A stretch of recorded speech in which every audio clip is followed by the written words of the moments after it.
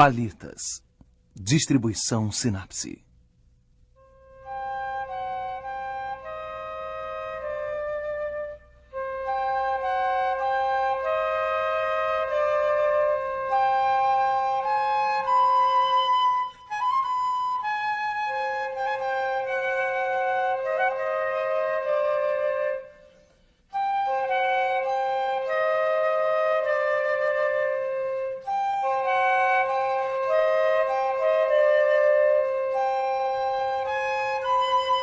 O Último Olhar. A Europeia, Retrato do Fayum, 117-138. Museu do Louvre, Paris.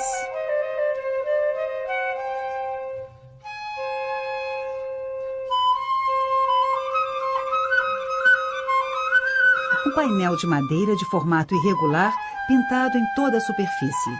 Ele representa o rosto de uma jovem mulher de olhos escuros e cabelos negros. Um véu de ouro envolve o pescoço e a parte superior dos ombros. A pintura, que entrou para o Louvre em 1952, foi denominada A Europeia. Em 1889, em Berlim, o vienense Theodor Graf faz o maior sucesso expondo 96 retratos. 2 anos antes, em Er-Rubaiyat, no Egito, camponeses abriram cerca de 12 covas, onde encontraram múmias com retratos pintados à guisa de rosto. Eles acabavam de descobrir a necrópole de Filadélfia. Filadélfia, cidade fundada pelos gregos, está situada na região do Fayum, um oásis alimentado por um braço do rio Nilo que desemboca em um lago.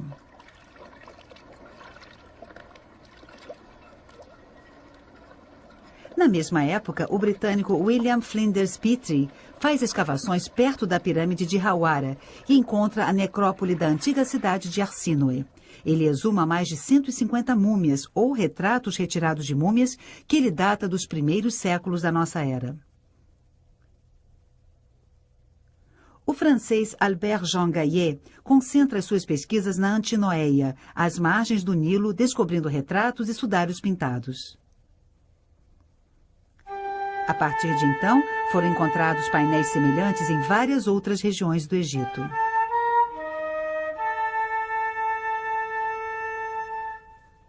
Junto com eles, vários outros objetos, joias, vasos, amuletos, figuras de argila mostrando deuses, animais, músicos, uma coleção de pequenos brinquedos perto de múmias de crianças e até material de pintura.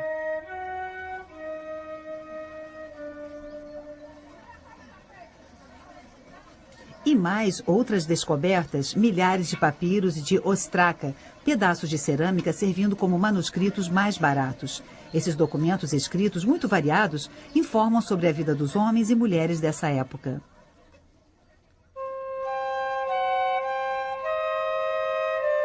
Quem era a Europeia?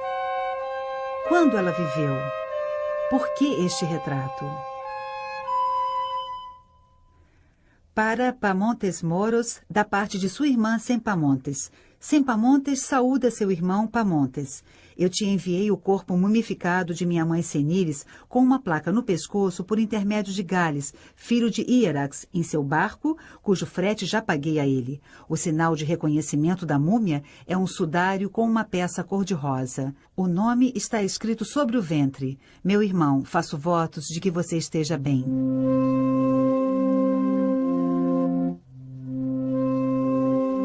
Sobre os sarcófagos dos tempos faraônicos, o rosto do defunto só aparecia de forma bem estilizada. Uma nova forma de apresentar os mortos nasce no início do século I. As técnicas para embalsamar, praticadas e aperfeiçoadas há 3.000 anos, se conservaram. Às vezes, porém, a múmia é envolta em uma mortalha sobre a qual se pinta um rosto. Ou então é feita uma abertura na cartonagem ou nas faixas que permite inserir uma máscara, um plastrão ou um retrato pintado. Mais de 60 dias de preparação do corpo, centenas de metros de faixas. O embalsamamento custava muito caro, por isso era reservado aos mais ricos. As múmias preparadas pelos embalsamadores eram entregues à família com etiquetas trazendo o nome do morto e, muitas vezes, com inscrições sobre as próprias faixas.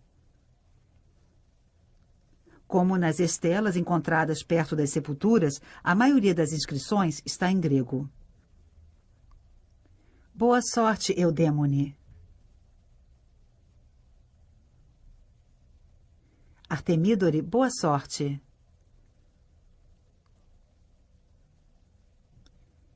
Hermíone, professora. Amônio. Algumas inscrições estão em demótico, a língua falada por todos no Egito. Irene, filha de Silário.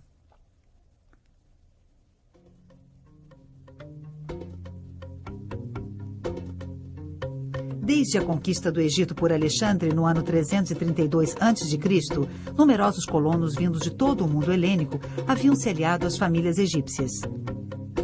Eles mantiveram a sua cultura e construíram cidades confortáveis, seguindo modelos clássicos, Assínoe, Filadélfia. O suicídio de Cleópatra e a vitória de Roma em 30 a.C. põem fim à dinastia grega. O Egito torna-se uma província romana, que vive das cheias do Nilo e exporta para Roma trigo, linho, azeitonas, óleo ou papiros.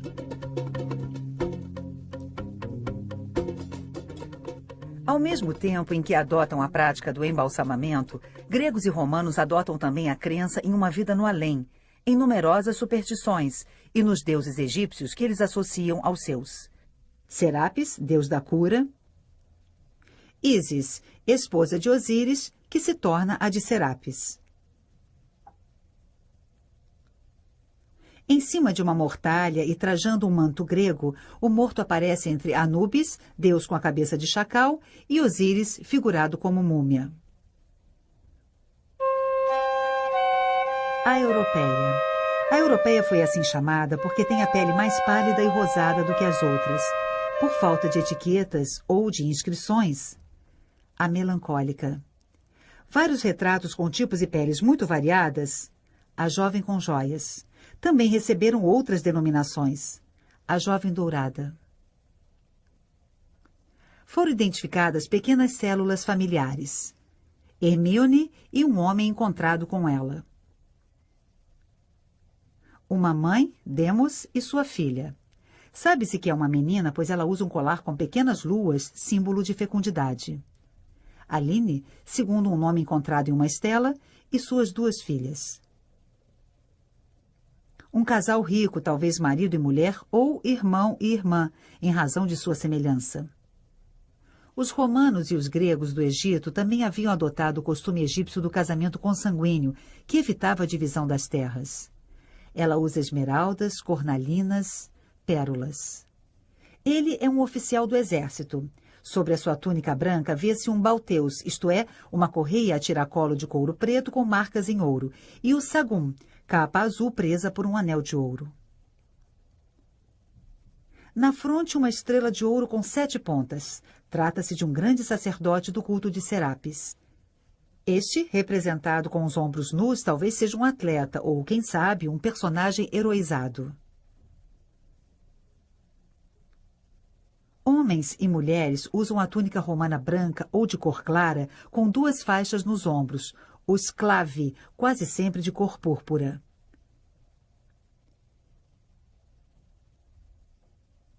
Às vezes, as mulheres usam também o pallium, um grande manto que passa sobre os ombros, por baixo do braço e cruza sobre o peito. A vestimenta da europeia une o amarelo vivo à cor púrpura. Ela usa várias joias muito ricas, mas sua datação não é muito fácil. Poderiam ser joias antigas passadas de mãe para filha.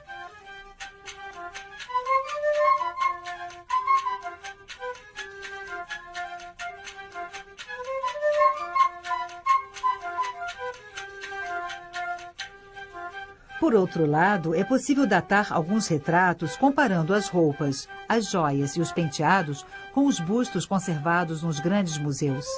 Assim, Hermíone está penteada como se fazia na época de Tibério, entre 14 e 37. É um dos primeiríssimos retratos de múmia conhecidos. Artemídore está penteado à moda da época de Trajano, entre 98 e 117.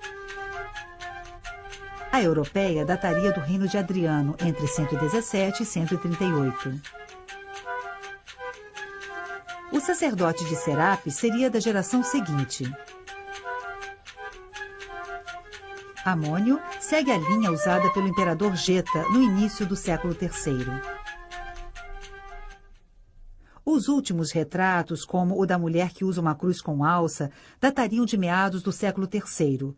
Nessa época, o cristianismo se disseminava no Egito. A prática do embalsamamento foi se tornando mais rara e os retratos de múmia desapareceram. Em 1997, a europeia foi submetida a vários exames de laboratório antes de ser restaurada. O painel não havia chegado intacto ao museu. Uma galeria de insetos vertical atravessava os cabelos e o rosto, atingindo o olho direito. Outras galerias afetavam as bordas. Depois de fechá-las, um restaurador devolveu a essas lacunas o tom local correto. Durante uma restauração posterior, as repinturas foram estriadas com traços oblíquos que extravasavam, lembrando a técnica do tratédio, transformada em moda nos anos 50 pelos restauradores italianos. Também havia sido espalhada sobre o retrato, de forma desigual, uma camada espessa de verniz. O verniz oxidado foi eliminado, revelando a sutileza da técnica e a acuidade dos relevos da camada pictórica. Os antigos preenchimentos das bordas que se haviam retraído e dissociado da madeira foram eliminados. Hoje, o que se busca é a verdade arqueológica. Após serem eliminadas as pequenas estrias, as restaurações do rosto foram conservadas. Sua tonalidade foi conseguida com o auxílio de alguns pontos de pigmentos puros, unidos por uma resina estável e reversível. O retrato foi pintado sobre uma única prancha de madeira no fio vertical. Altura, 42,5 centímetros. Largura, na parte inferior, 24 centímetros. Na parte superior, 17 centímetros. Espessura, de 1,2 a 1,6 centímetros. Trata-se provavelmente de figueira sicômoro, abundante na região do Faium. A madeira era muito rara no Egito. Outras essências deviam ser importadas e, na maioria das vezes, os retratos eram pintados sobre finas folhas de madeira, com apenas 2 milímetros de espessura. Muitos desses retratos se desintegraram. As mortalhas e alguns retratos são pintados à têmpera. Mas a maioria dos painéis foi produzida através de uma outra técnica. O da europeia foi inicialmente recoberto de finos pigmentos negros orgânicos, talvez a fuligem, misturada provavelmente a uma cola de pele. Essa preparação aparece nitidamente no alto à esquerda. A principal liga dos pigmentos é a cera de abelha. A técnica de pintura chamada encáustica, do grego enkaien, queimar, assumiu, acredita-se, duas formas. A primeira consistia em utilizar a cera quente misturada aos pigmentos e a diversos produtos secantes. A mistura devia ser espalhada rapidamente e modelada com uma ferramenta metálica aquecida, o cauterium, ou cautério. A segunda forma utilizaria cera fervida com água do mar e saponificada pela adição do nitro. A matéria obtida era mais maleável e podia ser espalhada com a ajuda do penicillum, o pincel. Uma haste de madeira com as fibras esmagadas ou mastigadas, formando penachos na extremidade, como aquelas que foram encontradas nas sepulturas das épocas faraônicas. O retrato da europeia revela estas duas formas de trabalhar a cera. O fundo cinza que circunda o rosto e as dobras das vestimentas foi pintado com pincéis de fibras rígidas, cujas marcas são bem visíveis em vários pontos. Os cabelos foram trabalhados com um pincel mais estreito, com pinceladas pretas em torno da testa para produzir o efeito das mechas de cabelo puxadas para trás. Pincéis finos e macios permitiram modelar o enfeite do cabelo e as pérolas dos brincos. O rosto, por sua vez, foi modelado com o cautério. Pequenas pinceladas lado a lado, ressaltadas por uma iluminação rasante, fundem entre si as cores sutis da pele.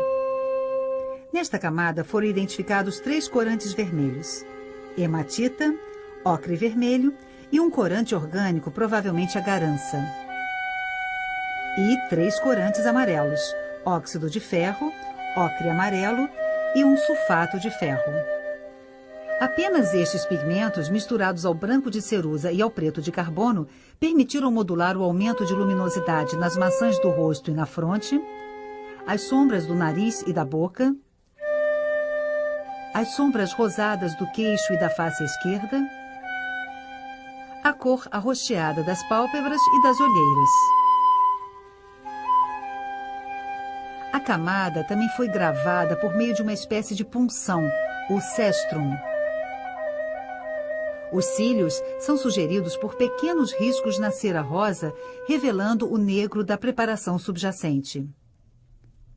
Técnica que Rembrandt utilizaria em vários autorretratos. Volta ao pincel macio para alguns traços que completam a ilusão. Pequena pincelada para a ponta brilhante do nariz, brilho úmido acima do lábio superior e sobre a parte carnuda do inferior, reflexo em torno da parte de baixo da pupila, ponto branco no alto da pupila. Fusão das pinceladas, relevos e reflexos dão ao rosto a qualidade plástica e a vivacidade dos tons da pele. O conjunto do retrato, composto a partir de apenas alguns pigmentos e uma única pincelada verde na joia do peito, apresenta uma rica paleta cromática.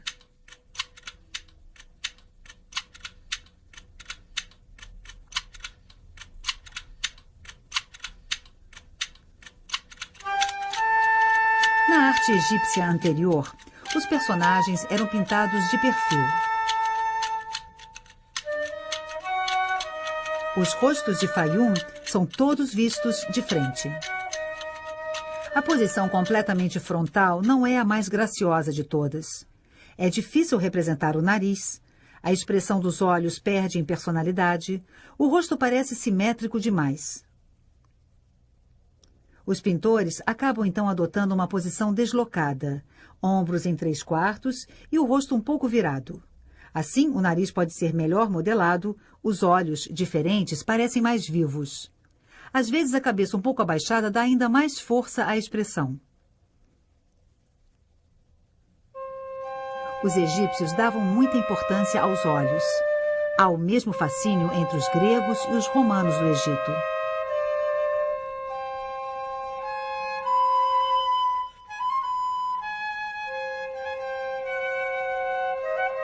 Os olhos são sempre grandes, às vezes até desproporcionais.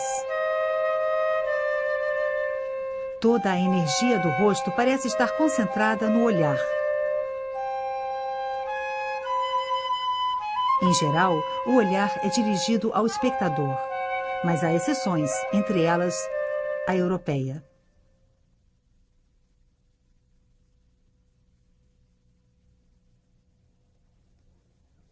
Nessa multidão de rostos, tentou-se buscar as semelhanças, descobrir personalidades de artistas. Um mesmo pintor, denominado Pintor L, poderia ser o pintor de vários retratos sobre as mortalhas de Antinoéia. Temos as mãos do mesmo pintor neste painel do Museu do Brooklyn e neste outro do Paul Getty Museum, em Malibu. A europeia foi comparada a um retrato do Museu de Dijon, para os quais imaginou-se um pintor comum, o pintor A. O conjunto insere-se perfeitamente na corrente realista romana, da qual existem tantos exemplos na estatuária da época, ou mesmo nas máscaras e plastrões que, por vezes, substituem os retratos pintados. O fato é que, durante 2 séculos e meio, coexistiram os mais diversos estilos. Tanto na época de Hermíone, no início do século I, quanto na da Europeia, um século depois, ou na de Amônio, no início do século III, as influências egípcias, gregas e romanas se misturavam. E hoje em dia é até difícil observar esses retratos sem pensar em certos pintores dos tempos modernos.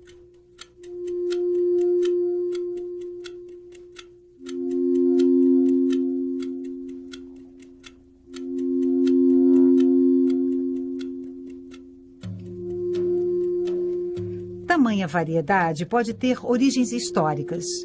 Os escritores gregos ou romanos narraram lendas e histórias sobre centenas de pintores conhecidos. Também descreveram quadros célebres pintados sobre madeira, tela ou parede. Sombreamentos, perspectivas, ilusão realista, colorido, verdade no retrato, tudo parecia já ter sido inventado. Mas só subsistiram mosaicos e algumas pinturas murais, como as de Roma e as de Pompeia.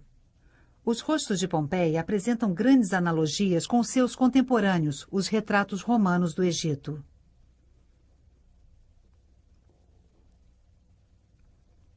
Salvo alguns raros exemplos, só subsistem alguns pedaços de quadros.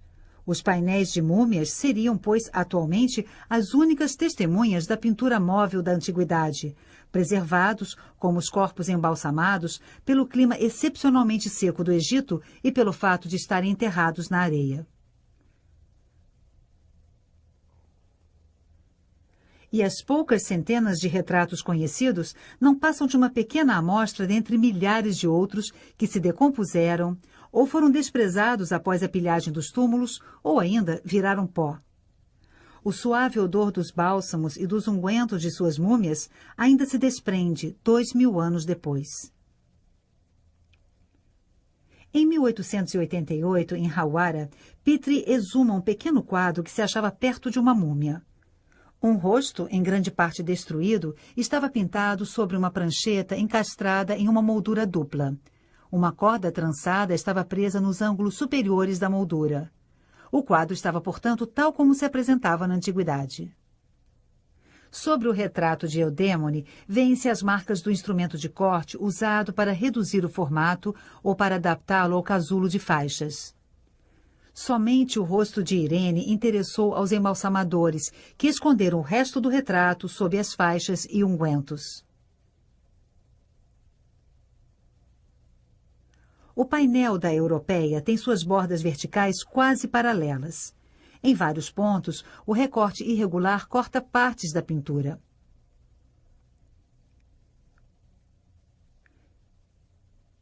Ele também foi retalhado para ser colocado em uma múmia, como provam no reverso os restos de cola e os fragmentos de mortalha ainda colados. Um elemento ainda causa estranheza: o plastrão dourado. Ele é composto de pequenas folhas retangulares bem finas de uma liga de ouro e de prata. É frequente o uso do ouro. Ele é cortado em folhas de murta e colocado sobre os cabelos ou simulando joias e partes do rosto.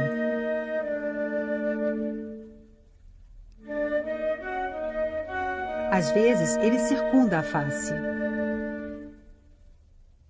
Placas de ouro eram colocadas sobre os olhos e a língua da múmia. Folhas de ouro sobre o rosto e os membros.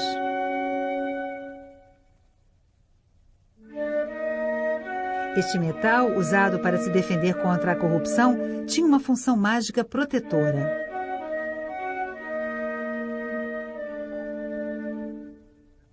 A radiografia da Europeia, assim como o negativo em ultravioleta, revelam que sob o véu de ouro figurava o resto do retrato. No pescoço, fino e gracioso, um grande colar de pérolas. É possível, então, imaginar o quadro tal como se apresentava em sua origem, antes que os rituais funerários transformassem o retrato de família em retrato de múmia.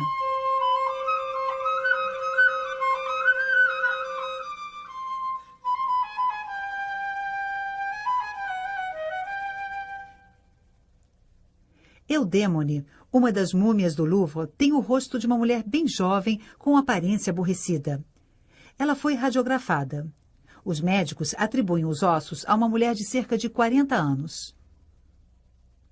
Utilizavam-se, então, para fins funerários, retratos pintados vários anos antes. Exceção para os bebês ou crianças mortas antes da idade de serem representadas. O pintor, então, devia tentar lhes dar uma aparência de vida. Outro retrato mostra uma mulher de meia idade. A radiografia prova que, num primeiro momento, o rosto era de uma mulher muito idosa, com queixo caído, fronte desguarnecida, traços sulcados. O pintor a rejuvenesceu, reduzindo o queixo, atenuando os traços e cobrindo a fronte com mechas de cabelo.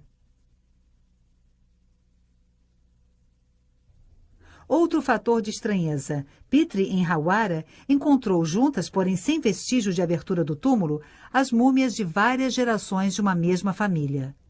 Essas múmias, tão caras, eram às vezes enterradas na própria areia ou empilhadas em grupos, lado a lado, com os corpos invertidos, em simples sepulturas de tijolos. Ele observou ainda que várias cartonagens ou faixas estavam gastas, sobretudo do lado dos pés, com marcas de golpes, sinais de ataque pela água ou por camundongos e algumas inscrições feitas por crianças. Os romanos na Itália conservavam em um cômodo especial os retratos pintados e os bustos de mármore ou cera de seus antepassados a quem eles cultuavam. Assim, pensou Petrie, não teriam os romanos e os gregos do Egito feito o mesmo e conservado suas múmias de família alinhadas em pé no átrio da casa? Antigos testemunhos dão conta de que as múmias eram por vezes expostas durante os banquetes.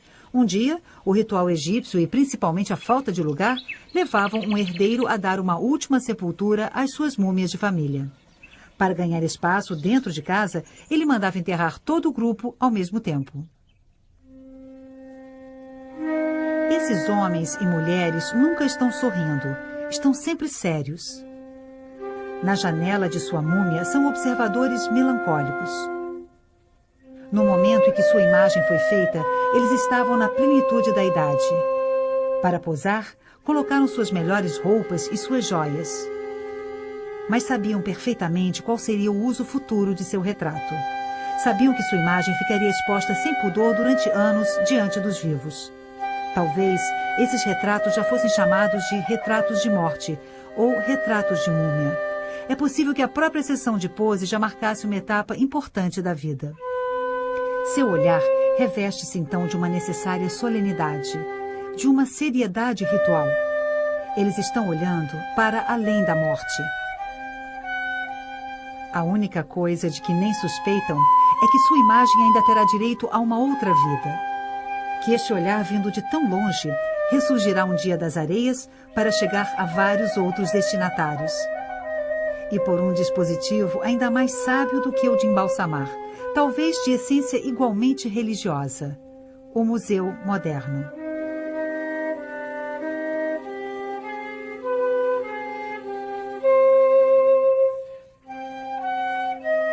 Versão brasileira Audio News.